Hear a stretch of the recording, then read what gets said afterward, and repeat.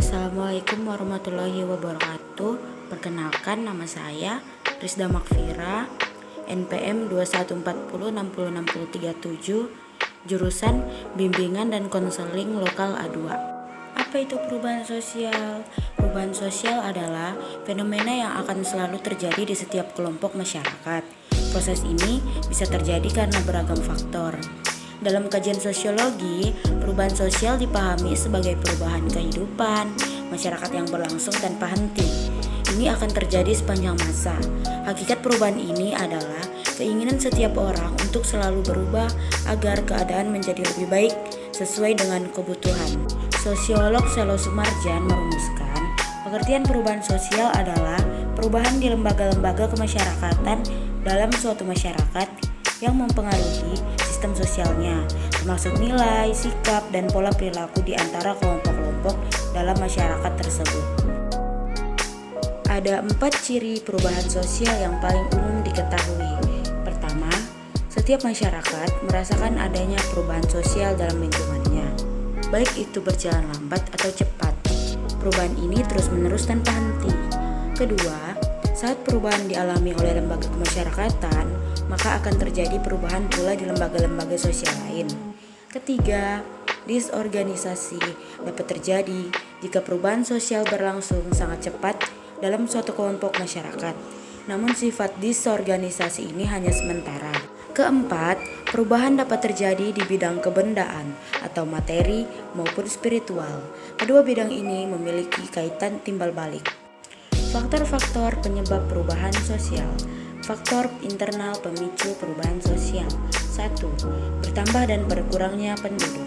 Contohnya, ketika penduduk Pulau Jawa bertambah begitu cepat, maka terjadi perubahan dalam struktur masyarakatnya, terutama lembaga kemasyarakatan dalam wujud aturan atau norma.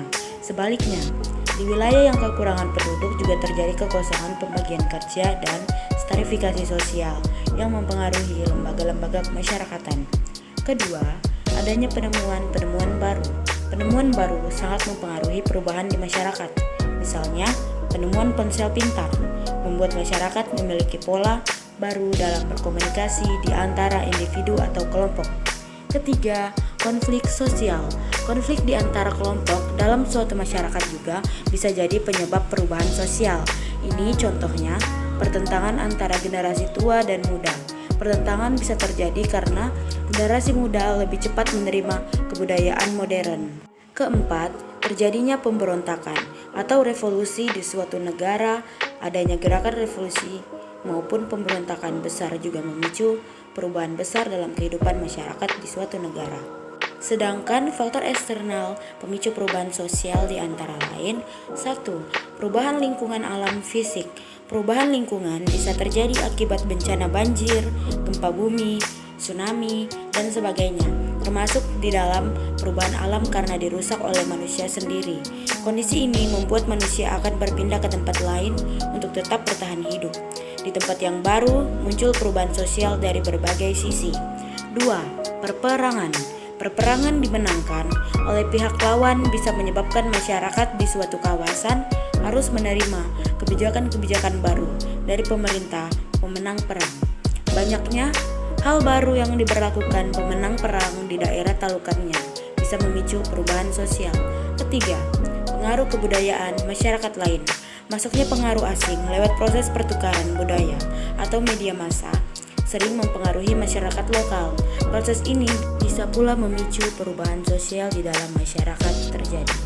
Ada 5 peran pendidikan dalam perubahan sosial. Yang pertama, berpikir kritis dan inovatif. Yang kedua, mendorong sikap menghargai hasil karya seseorang. Yang ketiga, sistem pelapisan masyarakat yang terbuka. Yang keempat, pemahaman atas masyarakat yang heterogen. Yang kelima, orientasi ke masa depan.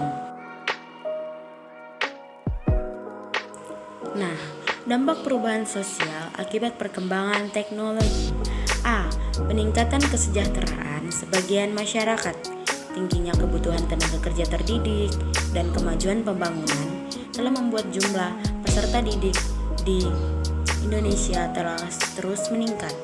Akses ke jenjang pendidikan juga semakin tinggi. sehingga kini lebih banyak sarjana di Indonesia ketimbang periode 30 hingga 50 tahun lalu. B. Hadirnya inovasi teknologi komunikasi dan informasi yang cepat turut mengubah pendidikan di Indonesia. Akibatnya, saat ini penggunaan komputer, internet, dan sumber-sumber pustaka digital semakin banyak, sekaligus lumrah di sekolah-sekolah. C.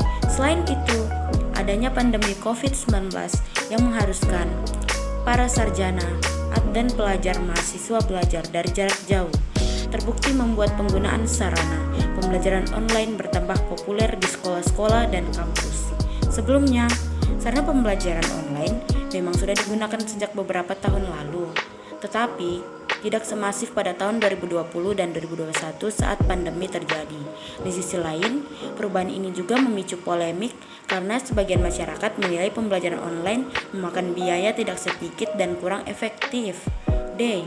Kemajuan teknologi komunikasi dan informasi dan perluasan akses internet di Indonesia telah mengubah sistem ujian ke arah sistem online. Kini pelaksanaan ujian masuk universitas negeri seperti SNMPTN, SBMPTN, dan lain sebagainya telah menggunakan sistem online secara penuh. Hal seperti ini jauh berbeda dari sistem ujian masuk PTN pada 10 atau 2 tahun lalu. Terima kasih teman-teman, sekian dari saya. Apabila ada salah kata, mohon dimaafkan. Terima kasih. Assalamualaikum warahmatullahi wabarakatuh.